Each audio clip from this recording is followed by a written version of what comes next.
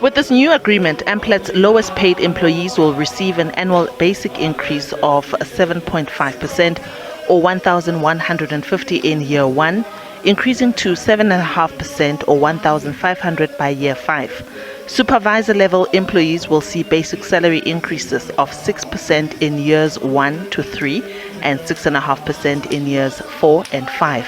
Housing allowances will also increase. Anglo American Platinum CEO Natasha Viljoen shared how the agreement was reached after only 5 meetings between the parties. On average, parties meet on more than 10 occasions before an agreement is reached. All of us in this room know that mining organisations and organised labour have a long and complicated history in South Africa. And some would say the complications came as a result of not having the right kind of relationships with every colleague in our business. These relationships with our colleagues are underpinned by care and respect, enabling a safe working environment where every employee can bring their best self to work every day. Amplats and unions invested in the services of a behavioural specialist to help the parties to reach an amicable agreement. Getting to the collective bargaining session was to get them to a point where there's agreements, there's commitments. So first it was, what are we agreeing on as an organization, as trade unions? Once we've looked at the agreements, what will then be our commitments as a collective to the people that we represent? Because this is not about them as leaders of unions or management as leaders of the people, but it's about the people that they represent. Striking season is gaining momentum in the country, with the current strike at Sibanye-Stillwater's dragging over a 1,000 rand wage increase. AMCU President Joseph Mathunjwa has slammed the government, saying that unions are negotiating a social wage because collective bargaining has failed in South Africa. We find ourselves as a trade union negotiating the social wage, of which is what the government should be doing. Let me break it down for the benefit of my comrades. You'll understand. Social wage is when you talk about health care.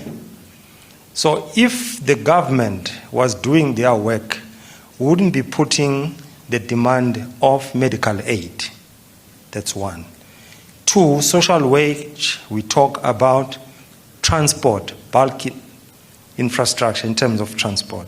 So we wouldn't be putting a demand on a transport allowance. The agreement that we are celebrating today, it is not to say everything that we demanded is in the agreement. It's not.